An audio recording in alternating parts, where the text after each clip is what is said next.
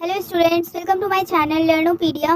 Last class में हम लोगों ने पॉलिटिकल साइंस का यूनिट 5 का political parties and party system का वुमेन सफरेज तक कंप्लीट किया था। आज हम लोग स्टार्ट करेंगे इलेक्शन कमीशन ऑफ इंडिया का। ये स्टार्ट करते हैं। इसका पहले इंट्रोडक्शन पढ़ लेते हैं। Election commission of India India का एक इम्पॉर्टेंट और इंडिपेंडेंट कॉन्स्टिट्यूशनल बॉडी है। इसका इस्टेब्लिशमेंट आर्टिकल 324 के अंडर किया गया है। इसका सबसे इम्पॉर्टेंट काम इंडिया में फ्री, फेयर और ट्रांसपेरेंट इलेक्शन करवाना है। Election commission Lok Sabha, Rajya Sabha, state legislative assembly, legislative council और प्रेसिडेंट और वाइस प्रेसिडेंट का इलेक्शन कंडक्ट करता है। डेमोक्रेसी को सक्सेसफुल बनाने में इलेक्शन कमीशन का बहुत बड़ा रोल होता है। इसका फर्स्ट पॉइंट है significance of the election commission. Election commission India democracy की सबसे इम्पोर्टेंट इंस्टीट्यूशन में से एक है। अगर इलेक्शन कमीशन इंडिपेंडेंट ना हो तो इलेक्शंस फेयर नहीं होंगे और डेमोक्रेसी वीक हो जाएगी। इलेक्शन कमीशन इंश्योर करता है कि हर वोट देने वाला इंसान बिना किसी प्रेशर वोट दे सके और हर पॉलिटिकल पार्टी को इक्वल अपॉर्चुनिटी मिले। ये इलेक्शन प्रोसेस को ट्रांसपेरेंट बनाता है और लोगों का डेमोक्रेसी पर ट्रस्ट बनाए रखता है। इसीलिए इलेक्शन कमीशन को डेमोक्रेसी का गार्जियन भी कहा जाता है। Composition of the election commission. Election commission में एक चीफ इलेक्शन कमिश्नर और प्रेसिडेंट के अलावा मतलब प्रेसिडेंट के थ्रू अपॉइंट किया जाता है। किसको अपॉइंट किया जाता है? चीफ एजुकेशन कमिश्नर को। ठीक है, एक या उससे ज़्यादा इलेक्शन कमीशन होते हैं। इसमें शुरू में कमीशन में सिर्फ एक चीफ इलेक्शन कमिश्नर होता था, लेकिन बाद में इसे मल्टी मेंबर बॉडी बना दिया गया। सभी इलेक्शन कमिश्नर्स के पास इक्वल पावर्स होती है और डिसीजन मेजॉरिटी के बेसिस पर लिया जाता है। Regional election commissioners. Election commission ज़रूरत पड़ने और रीजनल इलेक्शन कमिश्नर अपॉइंट कर सकता है। इलेक्शन कमीशन जो है वो ज़रूरत पड़ने पर रीजनल इलेक्शन कमिश्नर्स अपॉइंट कर सकता है। इनका काम अलग अलग स्टेटस या रीजन्स में इलेक्शन प्रोसेस को मॉनिटर करना और कमीशन की हेल्प करना होता है। ये लोकल लेवल पर इलेक्शन अरेंजमेंट्स को स्मूथ बनाने में इम्पॉर्टेंट रोल निभाता है। Terms of office and removals. Chief election commissioner और इलेक्शन कमिश्नर्स के टर्म 6 साल या 65 साल की एज जो पहले हो तक होता है। चीफ इलेक्शन कमिश्नर को सिर्फ पार्लियामेंट के स्पेशल प्रोसेस के थ्रू ही रिमूव किया जा सकता है, बिल्कुल सुप्रीम कोर्ट जज की तरह। इसका पर्पस कमीशन की इंडिपेंडेंट को प्रोटेक्ट करना है। इलेक्शन कमिश्नर्स को प्रेसिडेंट रिमूव कर सकता है, लेकिन जनरली चीफ इलेक्शन कमिश्नर्स के रिकमेंडेशन के बिना उन्हें रिमूव नहीं किया जाता। अब है powers and function of the election commission. इसका फर्स्ट पॉइंट है preparing the voter list and it's amendment. Election commission her election से पहले वोटर लिस्ट प्रिपेयर करता है। जिस सिटीजन की एज 18 इयर्स या उससे ज़्यादा हो और एलिजिबल है, उसका नाम वोटर लिस्ट में इंक्लूड किया जाता है। अगर किसी का नाम छूट जाए तो ये गलत इन्फॉर्मेशन हो तो कमीशन उसमें करेक्शन और अमेंडमेंट भी करता है। अब है preparing the final voter list. सब करेक्शंस और अपडेट्स के बाद election commission final voter list publish करता है। सिर्फ इसी फाइनल लिस्ट में जिनका नाम होता है वही इलेक्शन में वोट दे सकते हैं। ये लिस्ट इलेक्शन का ऑफिशियल रिकॉर्ड होती है। अब है supervising and conducting election related activities. Election commission election की हर एक्टिविटी को सुपरवाइज करता है। Nomination, scrutiny, campaigning, polling, counting और रिजल्ट डिक्लेरेशन सब कमीशन के कंट्रोल में होता है। ये इंश्योर करता है कि इलेक्शन पीसफुली और ऑनेस्टली हो रहा है या नहीं। अब है fixing the election date and election schedule. Election commission election की डेट्स अनाउंस करता है। इसमें नॉमिनेशन की डेट, स्क्रूटिनी, विड्रॉल, पोलिंग और काउंटिंग की डेट शामिल होती है। इलेक्शन शेड्यूल डिक्लेयर होते ही मॉडल कोड ऑफ कंडक्ट लागू हो जाता है। Appointment of necessary polling personnel. Election commission election conduct करने के लिए प्रेसाइडिंग ऑफिसर्स, पोलिंग ऑफिसर्स और दूसरे इलेक्शन स्टाफ अपॉइंट करता है। ये लोग पोलिंग बूथ्स पर वोटिंग को पीसफुली और फेयरली कंडक्ट करते हैं।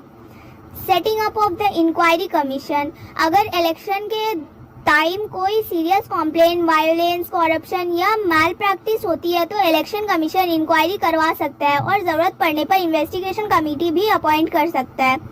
अब है assigning party symbols. Election commission political party को इलेक्शन सिंबल्स अलॉट करता है। नेशनल और स्टेट पार्टीज के रिजर्व्ड सिंबल्स होते हैं, जबकि इंडिपेंडेंट कैंडिडेट्स और अनरिकॉग्नाइज्ड पार्टीज को फ्री सिंबल्स दिए जाते हैं। Election commission election symbol voter के लिए कैंडिडेट को पहचानने का इम्पोर्टेंट मीडियम होता है। जो इलेक्शन सिंबल होता है, जैसे बीजेपी का कमल फ्लावर है, ठीक है, कांग्रेस का हैंड करके रहता है, तो जो वो है वो सब सिंबल्स होता है। तो वोटर्स के लिए कैंडिडेट को पहचानने का इम्पोर्टेंट मीडियम होता है। अब है suspension of cancellation of election. अगर किसी कॉन्स्टिट्यूएंसी में violence, booth capturing, large scale rigging या सीरियस इरेगुलरिटीज होती हैं तो इलेक्शन कमीशन पोलिंग को पोस्टपोन या कैंसिल कर सकता है। ये फ्री और फेयर इलेक्शन के लिए ज़रूरी होता है। अब है री इलेक्शन। अगर इलेक्शन फेयर तरीके से कंडक्ट नहीं हुआ हो या पोलिंग कैंसिल कर दी गई हो तो इलेक्शन कमीशन ये उस कॉन्स्टिट्यूएंसी में री पोल या री इलेक्शन कंडक्ट कर सकता है। नेक्स्ट पॉइंट है role regarding corruption and disqualification of MPs and MLAs. अगर किसी एमपी या एमएलए की क्वालिफिकेशन या डिसक्वालिफिकेशन से रिलेटेड इशू हो तो प्रेसिडेंट या गवर्नर इलेक्शन कमीशन से एडवाइस मांग सकता है। इलेक्शन कमीशन अपनी रिकमेंडेशन देता है। इलेक्शन एक्सपेंसेस और इलेक्शन मैल प्रैक्टिस पर भी कमीशन नजर रखता है। नेक्स्ट पॉइंट है distribution of voter identity cards. Election commission voter को एपिक मतलब इलेक्टर फोटो आइडेंटिटी कार्ड इशू करता है, ठीक है। इसका पर्पस फेक वोटिंग को रोकना और वोटर की आइडेंटिफाई कंफर्म करना होता है। एक एपिक नंबर होता है आप लोगों के इलेक्शन ये वोटर कार्ड में। अब नेक्स्ट है counting of voter and declaration of result. Polling के बाद इलेक्शन कमीशन ईवीएमएस की सिक्योरिटी इंश्योर करता है। काउंटिंग के दिन वोट गिने जाते हैं और रिटर्निंग ऑफिसर कमीशन के सुपरविजन में ऑफिशियल रिजल्ट अनाउंस करता है। अब है communication with the media. Election commission media को इलेक्शन से जुड़ी ऑफिशियल इंफॉर्मेशन देता है। प्रेस कॉन्फ्रेंस, ऑफिशियल नोटिफिकेशन और पब्लिक अवेयरनेस कैंपेन्स के थ्रू कमीशन इलेक्शन की ट्रांसपेरेंसी बनाए रखता है। नेक्स्ट पॉइंट है determining the model code of conduct. Election commission election announce होता ही मॉडल कोड ऑफ कंडक्ट लागू करता है। इस कोड के अकॉर्डिंग पॉलिटिकल पार्टीज और कैंडिडेट्स को इलेक्शन कैंपेन के टाइम कुछ रूल्स फॉलो करने होते हैं। Hate speech, miss use of government machinery, bribery और इलीगल कैंपेनिंग पर रोक लगाई जाती है। नेक्स्ट एंड लास्ट पॉइंट है appointment of observers. Election commission general observers, expenditure observers और पुलिस ऑब्जर्वर्स अपॉइंट करते हैं। ये ऑब्जर्वर्स इलेक्शन प्रोसेस को मॉनिटर करता है और इंश्योर करता है कि पोलिंग फेयर और ट्रांसपेरेंट तरीके से हो। अगर कोई इरेगुलरिटी होती है तो ये कमीशन को रिपोर्ट करता है। Election commission of India India democracy के गार्जियन है। ये फ्री, फेयर और ट्रांसपेरेंट इलेक्शन कंडक्ट करता है, वोटर लिस्ट बनाता है, इलेक्शन शेड्यूल डिक्लेयर करता है, पोलिंग और काउंटिंग को सुपरवाइज करता है और पॉलिटिकल पार्टीज को रूल्स फॉलो करने के लिए इंश्योर करता है। इसकी इंडिपेंडेंस और इम्पार्शियलिटी की इसका जो इंडिपेंडेंट और इम्पार्शियलिटी ही इंडिया डेमोक्रेसी की सबसे बड़ी स्ट्रेंथ है। इसीलिए इलेक्शन कमीशन को वॉचडॉग ऑफ इंडियन डेमोक्रेसी भी कहा जाता है। अब नेक्स्ट पॉइंट है इलेक्टोरल रिफॉर्म्स। इसका इंट्रोडक्शन पढ़ लेते हैं। इलेक्टोरल रिफॉर्म्स का मतलब है इलेक्शन सिस्टम को और ज़्यादा फ्री, फेयर, ट्रांसपेरेंट और डेमोक्रेटिक बनाने। टाइम के साथ इलेक्शन प्रोसेस में कई प्रॉब्लम्स सामने आई, जैसे money power, muscle power, criminal candidates, fake voting, booth capturing और इलेक्शन एक्सपेंसेस। इन प्रॉब्लम्स को कम करने के लिए government, parliament, election commission of India और सुप्रीम कोर्ट ने अलग अलग समय पर कई इलेक्टोरल रिफॉर्म्स किए। तो इलेक्टोरल रिफॉर्म्स बिफोर 1996 से पहले इलेक्शन कमीशन को बेटर बनाने के लिए इम्पोर्टेंट रिफॉर्म्स किए गए। वोटिंग एज को 21 ईयर्स से घटाकर 18 ईयर्स कर दिया गया। 61st कॉन्स्टिट्यूशनल अमेंडमेंट 1998 में, ठीक है, जिससे ज्यादा यंग सिटीजन्स को वोटिंग का राइट मिले। इलेक्शन कमीशन को और इंडिपेंडेंट बनाने की कोशिश हुई। फोटो आइडेंटिटी कार्ड की शुरुआत हुई ताकि फेक वोटिंग को रोका जा सके। इलेक्शन एक्सपेंडिचर पर लिमिट लगाई गई और इलेक्शन रूल्स को और स्ट्रिक्ट बनाया गया। बूथ कैप्चरिंग और इलेक्शन वायलेंस को रोकने के लिए भी नए लीगल प्रोविजंस लाए गए। इन रिफॉर्म्स का मेन ऑब्जेक्टिव इलेक्शन प्रोसेस को फेयर बनाना था। अब है रिफॉर्म्स ऑफ 1996। 1996 में इलेक्शन लॉज में कई इंपॉर्टेंट चेंजेस किए गए। इलेक्शन कैंपेन की टाइम लिमिट को कंट्रोल किया गया ताकि अननेसेसरी खर्चा कम हो। इंडिपेंडेंट कैंडिडेट्स और पॉलिटिकल पार्टीज के नॉमिनेशन रूल्स को और स्ट्रिक्ट बनाया गया। इलेक्शन एक्सपेंसेस पर इलेक्शन कमीशन की मॉनिटरिंग को स्ट्रॉन्ग किया गया। बूथ कैप्चरिंग और इलीगल एक्टिविटीज के अगेंस्ट स्ट्रिक्ट एक्शन का प्रोविजन बनाया गया। इलेक्शन कमीशन को ज्यादा एडमिनिस्ट्रेटिव पावर्स दी गई ताकि वो free and fair election ensure कर सके। इस पीरियड में मॉडल कोड ऑफ कंडक्ट को भी ज्यादा इफेक्टिवली इम्प्लीमेंट किया गया। नेक्स्ट है रिफॉर्म्स आफ्टर 1996।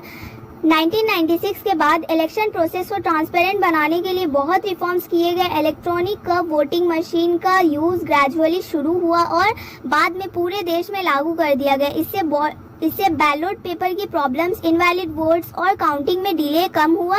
सुप्रीम कोर्ट ने कैंडिडेट्स के लिए अपनी क्रिमिनल केसेस, एसेट्स, लायबिलिटीज और एजुकेशनल क्वालिफिकेशन को इलेक्शन एफिडेविट में डिक्लेयर करना कंपलसरी कर दिया। पॉलिटिकल पार्टीज और कैंडिडेट्स के इलेक्शन एक्सपेंडिचर पर और स्ट्रिक्ट मॉनिटरिंग शुरू हुई। इलेक्शन कमीशन ने पेड न्यूज, हेट स्पीच और मिसयूज ऑफ गवर्नमेंट मशीनरी के अगेंस्ट भी एक्शन लेना शुरू किया। नेक्स्ट एंड लास्ट पॉइंट है रिफॉर्म्स सिंस 2010। 2010 के बाद इलेक्शन प्रोसेस को और मॉडर्न और ट्रांसपेरेंट बनाया गया। Voter verification paper audit trail system introduce किया गया, जिससे वोटर देख सकते हैं कि उसके वोट किस कैंडिडेट को गया। इससे ईवीएम पर पब्लिक ट्रस्ट और बढ़ा। NOTA none of the above option introduced किया गया, जिससे वोटर किसी भी कैंडिडेट को पसंद ना होने पर भी अपना वोट दे सकते हैं। ऑनलाइन वोटर रजिस्ट्रेशन और वोटर लिस्ट करेक्शन की फैसिलिटीज शुरू हुई। इलेक्शन कमीशन ने सोशल मीडिया कैंपेन और ऑनलाइन पॉलिटिकल एडवर्टाइजमेंट पर भी मॉनिटरिंग बढ़ाई। Election awareness programme, women voters की पार्टिसिपेशन और डिसेबल्ड वोटर्स के लिए स्पेशल फैसिलिटीज भी इम्प्रूव की गई। इलेक्शन प्रोसेस को डिजिटल और सिटीजन फ्रेंडली बनाने के लिए मोबाइल ऐप्स और ऑनलाइन सर्विस का भी यूज बढ़ा दिया गया। तो टाइम के साथ साथ ये सब जो सिस्टम है ये और एडवांस होते गया। तो इलेक्टोरल रिफॉर्म्स का मेन ऑब्जेक्टिव इंडियन डेमोक्रेसी को और ज़्यादा फ्री, फेयर, ट्रांसपेरेंट और अकाउंटेबल बनाना है। 1996 से पहले 1996 के रिफॉर्म्स, उसके बाद के रिफॉर्म्स और 2010 के बाद के रिफॉर्म्स ने इलेक्शन सिस्टम को काफ़ी स्ट्रॉन्ग बनाया है और एडवांस बना दिया है। फिर भी money, power, criminalisation of politics और मिसयूज ऑफ सोशल मीडिया जैसे चैलेंजेस अभी भी मौजूद है। इसीलिए इलेक्टोरल रिफॉर्म्स एक कंटिन्यूअस प्रोसेस है जिससे डेमोक्रेसी को और मजबूत बनाया जा सकता है। तो यहाँ से आप लोगों का चैप्टर 5 पॉलिटिकल साइंस का कंप्लीट होता है। अगर ये वीडियो आप लोगों के लिए हेल्पफुल लगी हो तो इसे लाइक, शेयर एंड सब्सक्राइब करें।